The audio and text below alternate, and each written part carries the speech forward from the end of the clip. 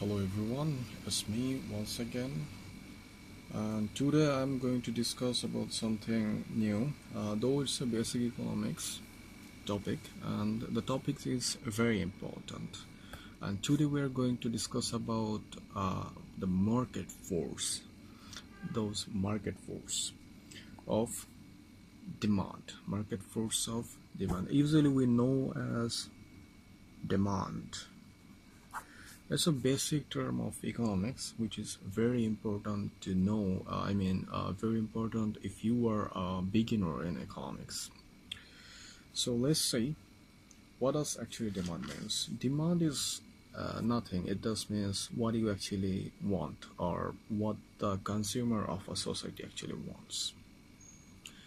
Say if you are expecting some foods for your dinner or lunch, that is what your demand is for that moment. In case of few moments later, if you want some milk, that's your demand for further moment, and it could be different at any time. Okay, so before that, as we said earlier, that we are going to discuss market force of demand. So market force of demand, we need to know what does it market means. So let's see what market means. Market is a group of buyer and seller of a particular goods and service. That is what market means. Group of buyer and seller of a particular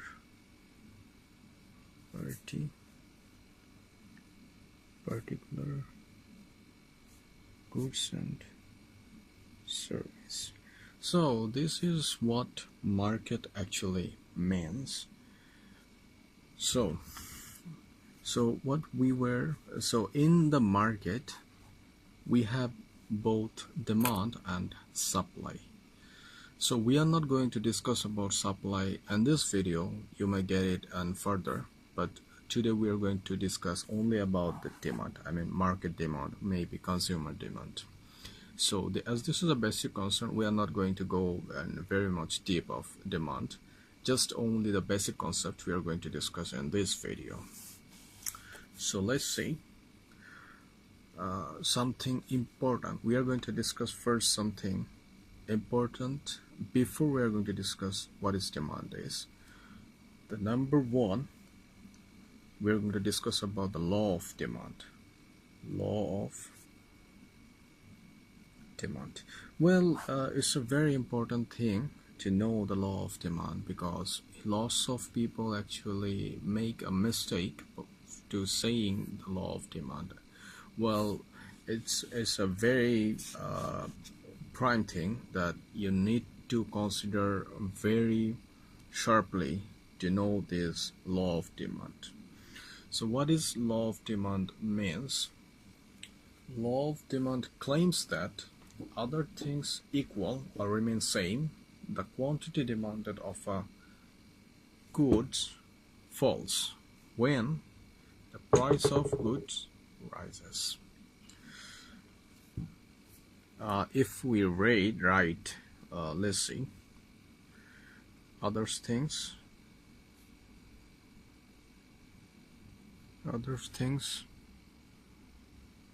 remaining same, comma, the quantity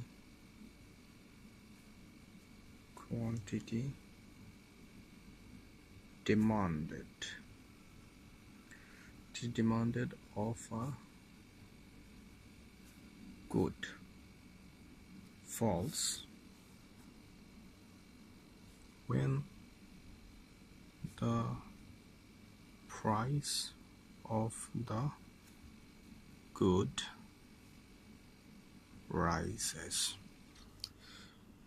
So this is the law of demand. So before knowing the law of demand, you must say one thing, that other things remaining same, other things remaining same. If you are saying law of demand, like if price increases, then the quantity demanded actually falls.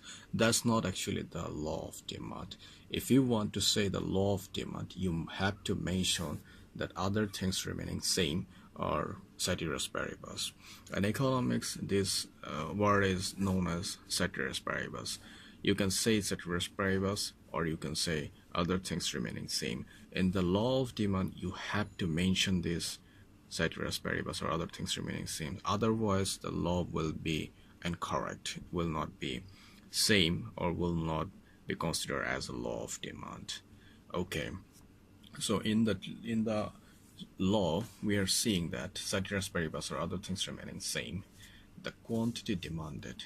Mark this point. Quantity demanded is a very important term. Quantity demanded of a goods falls when the price rises. That means if price increases, the quantity demand actually falls.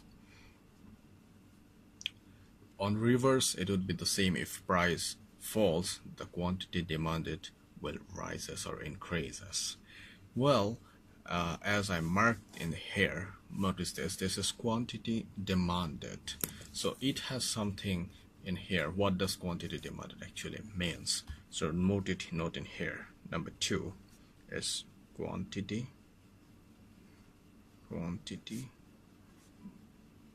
demanded. You can see easily it's not quantity demand, it's quantity demanded. You have to use AD in here. Okay. Sorry.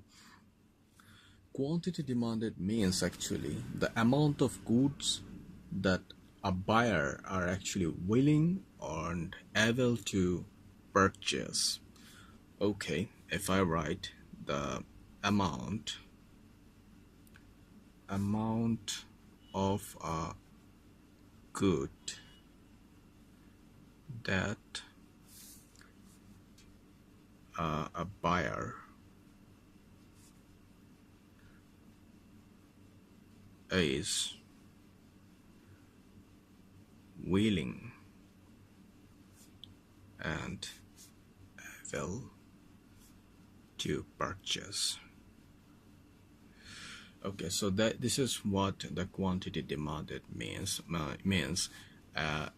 If anyone wants to buy a thing, that won't be considered as quantity demanded. At the same time, if someone wants to buy a thing, at the same time he or she have to able or need to have enough money to purchase it, or means he or she must have the ability to purchase that. If he fail in one case, like someone has a willingness to purchase something but don't have the ability to purchase, so this won't consider as quantity demanded. If we want to say what is quantity demanded, this means a buyer must hold his willingness and at the same time the ability, but both in the same time. If the both matches, then the buyer can purchase something, so that will be considered as the quantity demanded. That means if you are willing to buy a pen and at the same time you must have the enough penny or enough money to purchase it. So if you don't have enough money but you have willingness to buy it or purchase it, that won't be considered as quantity demanded. At the same time, say if you are not willing but have the ability to purchase, that won't be also considered as quantity demanded. So what you have to do is both. You need to both presence at the same time to consider it as quantity demanded. So this is what we found in the law of demand, that if anyone other things. In case of ceteris paribus, the quantity demanded of goods falls when the price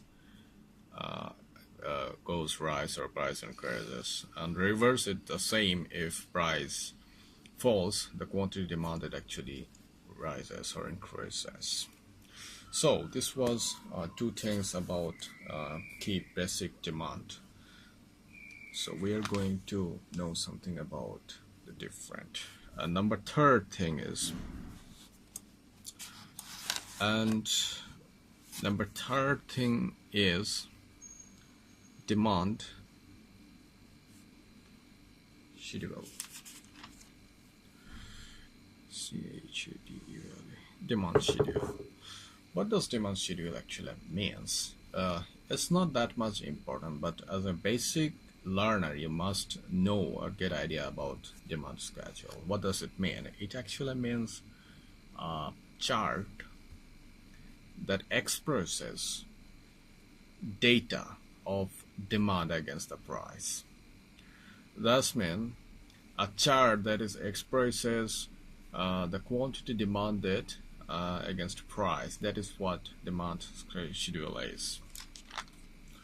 Like if we consider price in here and quantity demanded. So this we can see this as a table. Say when the price is 5, the quantity demand is say 10. When the price is 4, the quantity demand is 15. When the price is 3, the quantity demand is 20. So when this expresses the data set against different price, so that is what actually demand schedule is, or demand schedule is.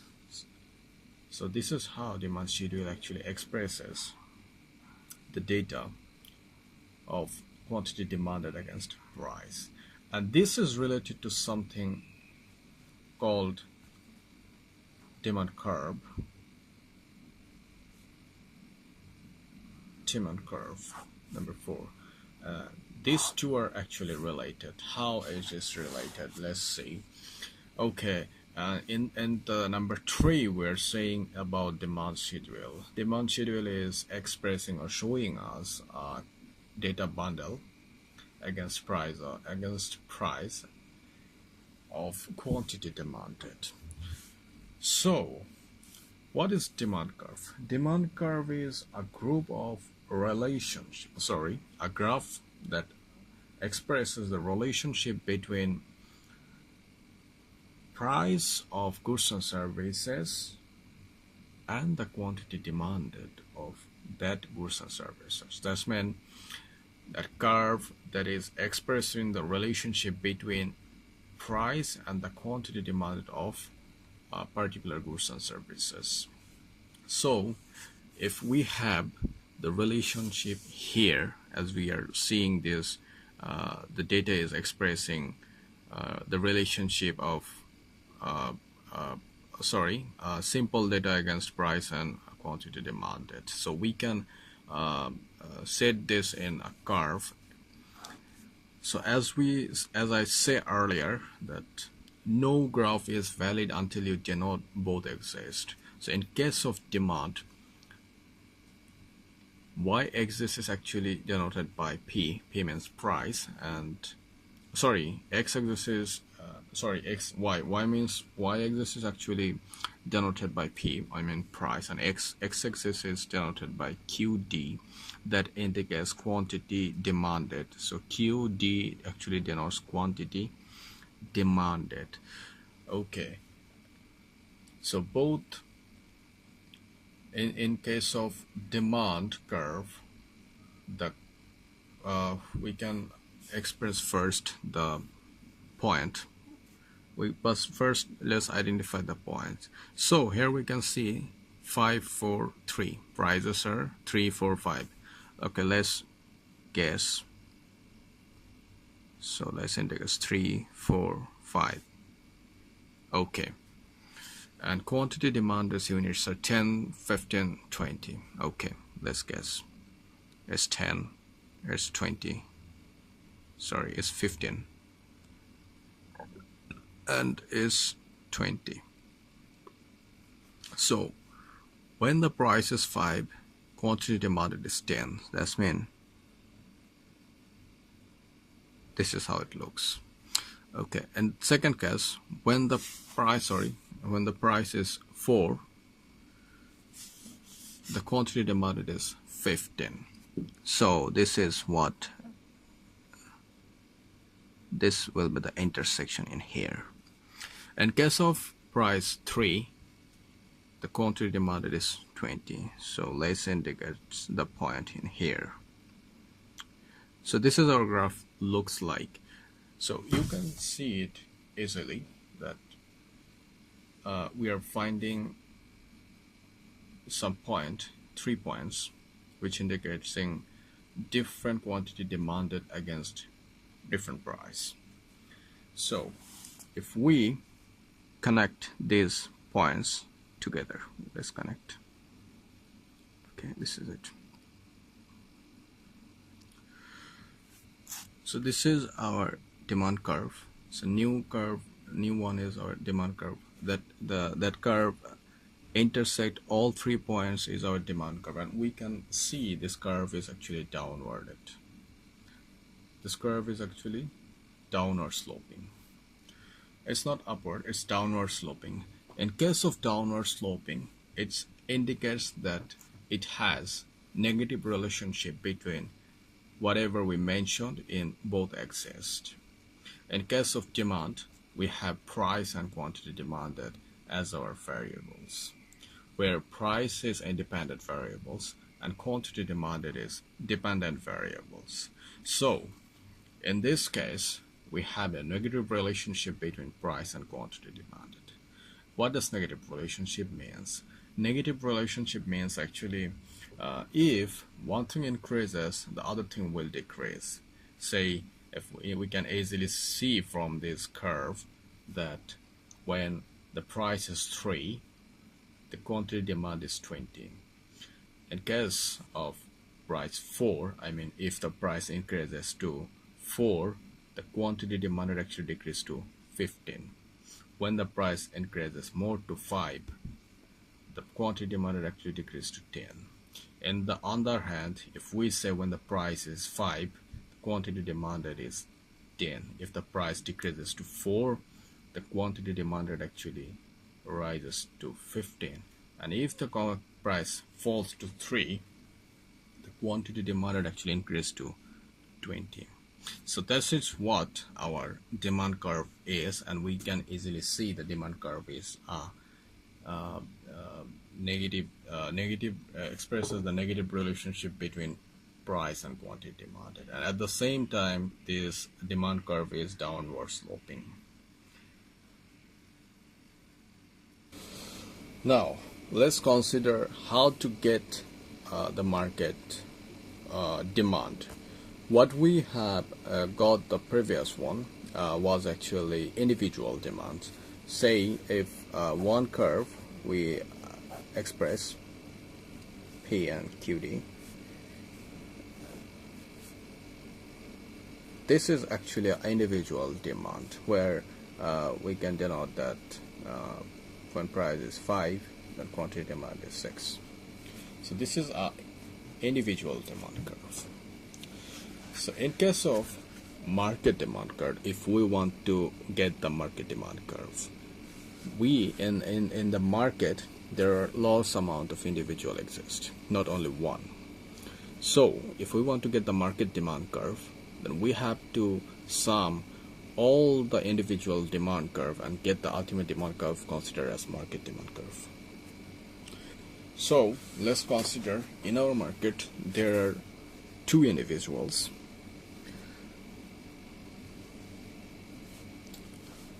Say this one is person 1. Let's consider another one, QD P. Okay, at the price of 5,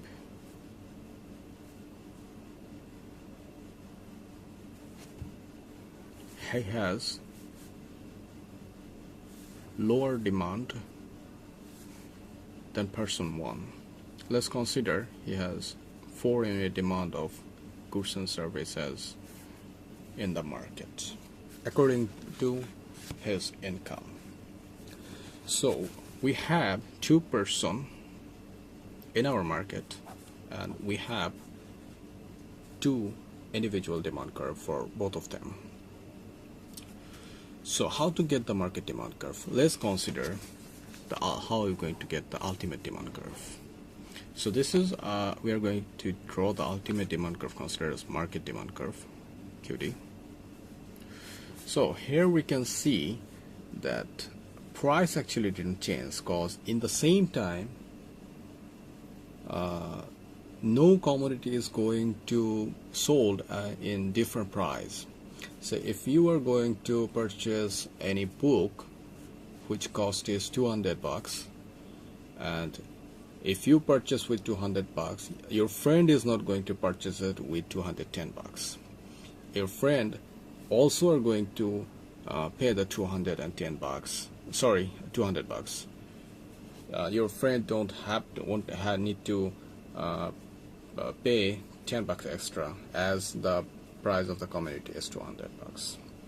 So similar things, same for any others particular goods and services. If you consider to build your passport in any countries, and if the passport fee is $3,000, then you have to pay $3,000, and at the same time whoever wants to build their passport or print their passport, all of them need to pay $3,000 for the passport. So that is what, at the particular time all other goods holds, or any particular goods holds the similar price in the market. So our price is remaining same for both individuals. So we also are going to have the same price in the market. So that is what price 5. But in case of build up the demand curve, let's consider this. As we said earlier, that we have to sum all individuals' demand. We have to sum all individuals' demand to find out the market demand curve. Say, in case of when the price is 5, person 1 has 6 unit demand. Okay, 6. As we have to sum, let's say plus. In case of persons 2, when the price is 5, he has 4 unit demand of the goods. So add this here. So both add, if we add, we found 10. So the ultimate quantity demanded of the market is 10. The price is 5. When the price is 5, we are seeing the quantity demanded is actually 10. So let's join the version. So this is our DM. M means market. You can see here DM. So this is our market demand curve, which is the combination or summation of all individuals demands. As we are having 2 persons or 2 individuals demand as example, so we added 2. If it happens to others individuals, like if any market is holding 50 individuals, then we have to add 50 individuals quantity demanded against same price, and that will how we're going to find out the market demand curve. So this is our market demand CRV. So still now we have some idea about demand curves and market demand curves. Now we are going to know one important issue about demand curve. Say it is known as, indicates it is known as movement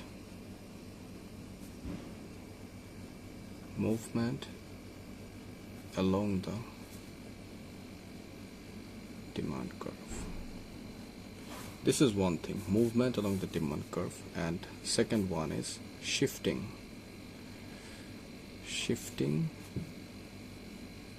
of demand curve. So we have 2 important issues. One is movement and another one is shifting. So let's consider the first one. What does movement means and how actually happens? So, but before we are going to discuss these two, we are going to indicate 5 things. And these 5 things are basic operational issue of demand curve. And most of the demand curve actually depends on these 5 things, whether the curve is going to moving or the curve is going to shift. If consider the 5 things are, number 1 is price, number 2 is price of relative goods, number 3 is income, number 4 is taste and preference, and number 5 is expectation.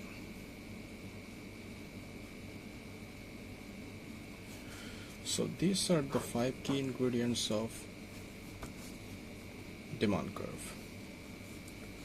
So first one is price, number 2 is price of relative goods, number 3 is income, and number 4 is taste and preference, and number 5 is expectations. So what does it mean? Price is fixed, we all know that, and it's we can't change this thing. Whatever market has the price, we can change it. It remaining same. But in case of rest other 4 things, people can change actually, and people has the right to change. Like price of relative goods. That's it. Say, what does it mean? Relative goods means if you are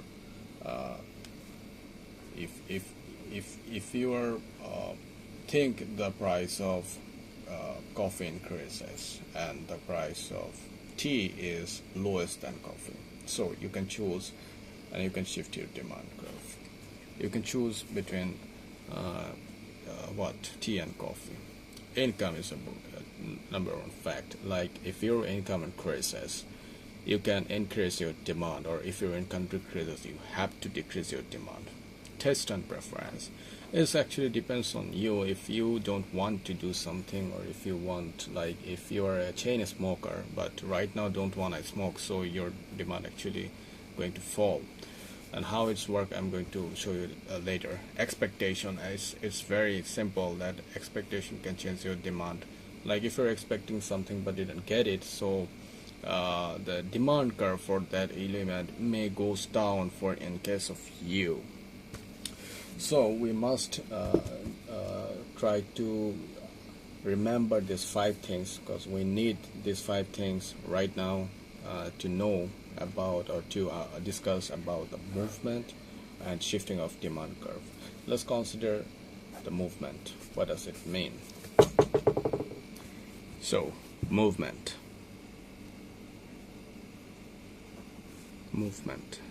along the demand curve, it actually occurs only due to prices. So as we mentioned 5 things in previous term, the 5 key ingredients of demand. So movement occurs only for price. If price changes, movement occurs. Like let's build the demand curve. QD P. So this is our demand curve.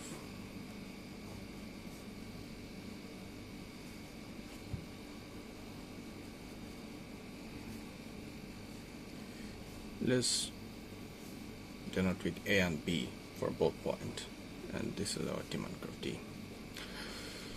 So 5, 3 and 2, 4. Okay, 0. Let's consider the first price. When the price is 3, the quantity demanded is 4 units. But when the price increases to 5, the quantity demanded falls to 2 units. So in case of 3, the point was in B, but in case of 5, the point moved to 4. I mean A. So if we consider reverse, say if our previous price was 5 and our quantity demanded was 2, so our primary point was A in the demand curve. If the price falls and our quantity demanded falls to 3 and our quantity demanded increased to 4, so our new point in the demand curve becomes B. So the point actually moves from A to B. On reverse, it could be moved from B to A. So this is how actually movement occurs, just only to price. In case of others, this won't happen without price. Only the price of the commodity, maybe goods or maybe service, can make a movement along the demand curve. If the price increases, demand falls, and if the price decreases, demand rises. So that is what, and that is how the actually movement occurs along the demand curve. So, and let's consider and think about the shifting, how this shifting actually happens. I mean, how the demand shift. Remember those 4 things except price, as we mentioned earlier in a few minutes back, as the key ingredients of demand. And those were the price of relative goods, income, taste, and preferences and expectations. And these 4 things are the key ingredients which make a demand curve shift. Say if we draw a demand curve, say this is our demand curve where P and QD. Okay.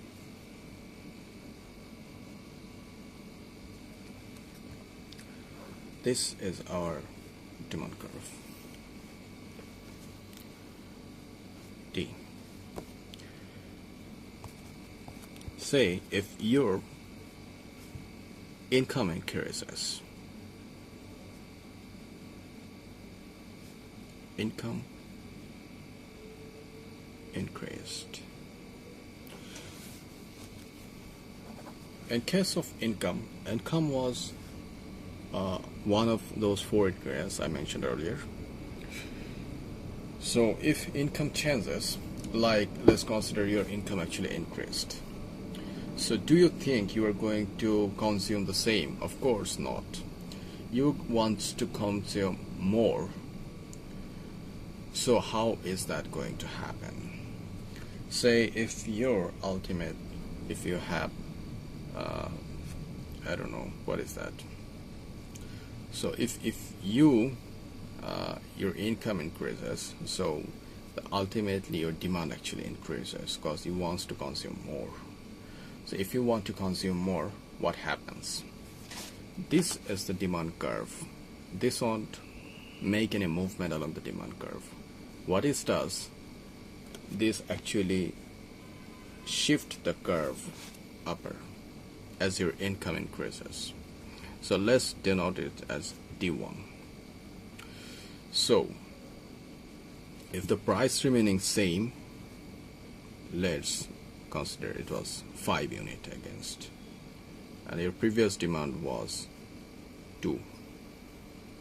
When the demand curve shift as your income increased and you can consume more than the previous one, so your price remaining same, price won't increase, so your demand actually expand, and your demand increases, and the quantity demand you want right now become 6.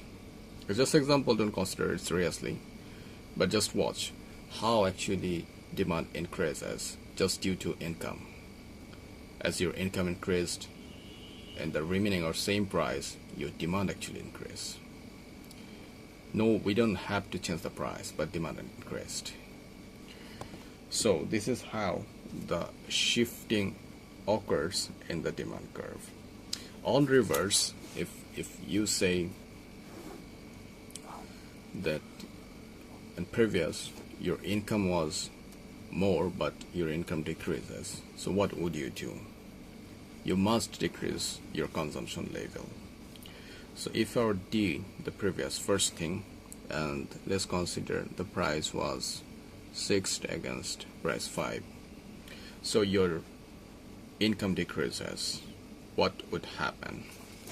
This thing actually going to decrease the demand curve of your, it will shift the demand curve left, and when the income increases, it will shift the demand curve right.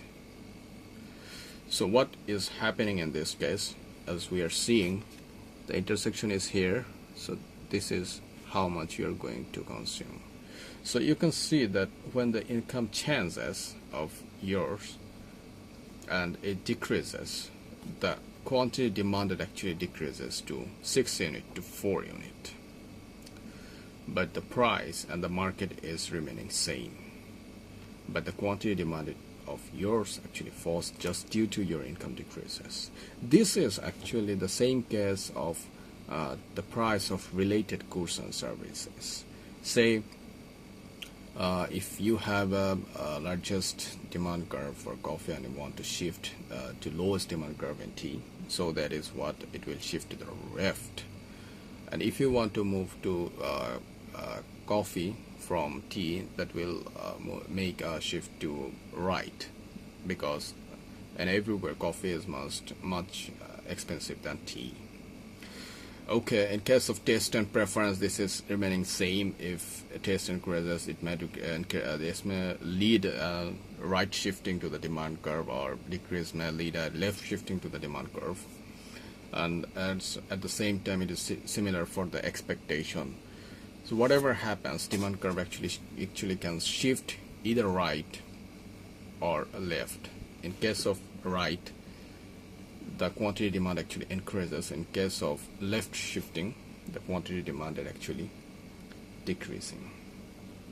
So that is what our demand shifting is, and I think this is all about demand curve. And at the end, we are going to discuss something about some goods. So goods, we are going to discuss about 4 goods.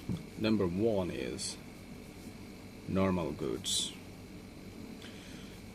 and number 2 is inferior goods. And number 3 is substitute. And number 4 is complementary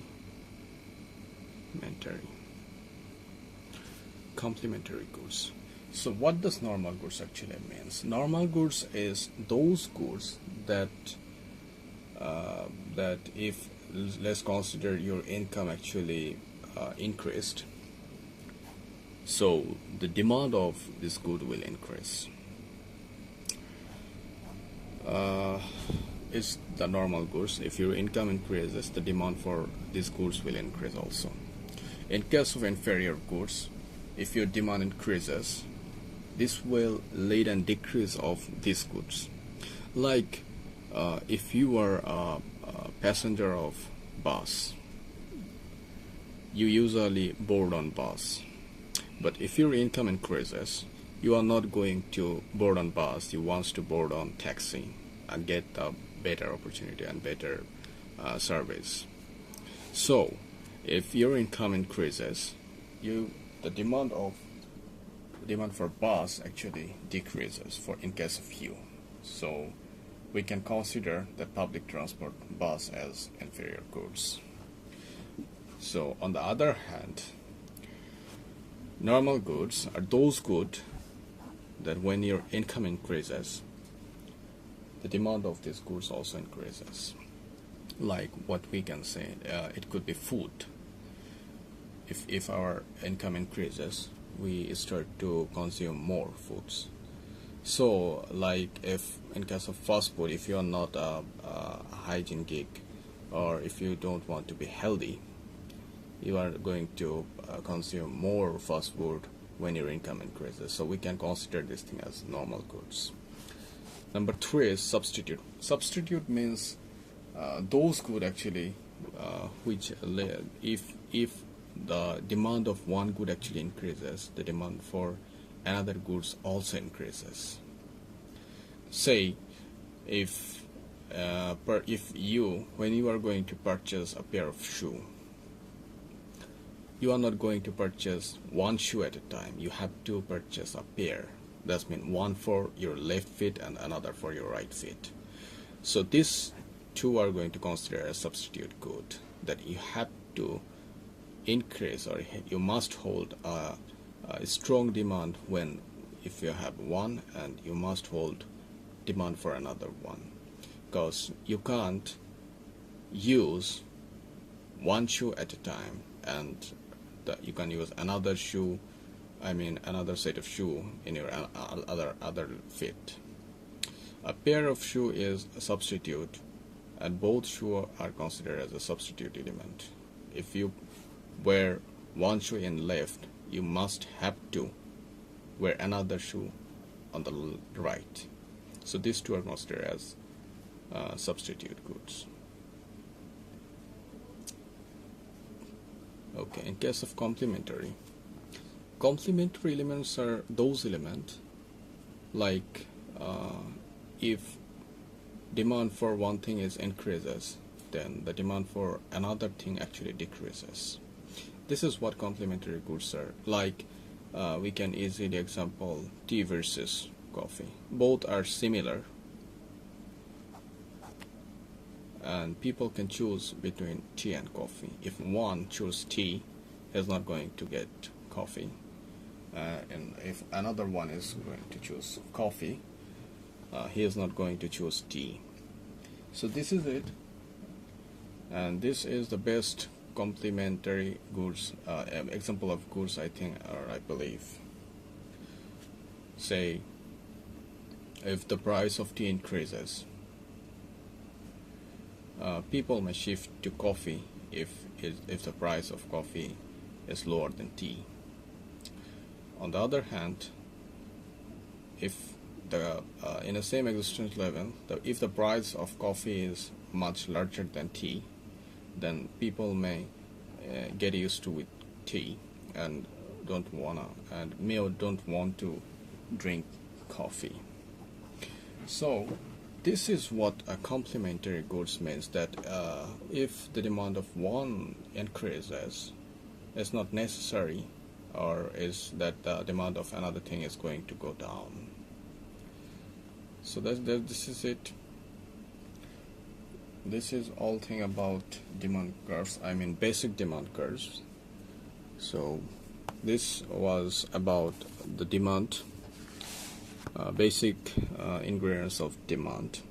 Of course, please let us know about in the comment box what you want to know, and let us know about the video whether it is going to help you or not. And if you want to know something about economics, please let us know. We will try our best to provide that video with information, and we'll try to discuss about the topics of economics in this channel. And stay with us and keep subscribing our channel, and please give a thumbs up. Please give a thumbs up of the video. That will inspire us to produce more video in this channel about economics. Thank you.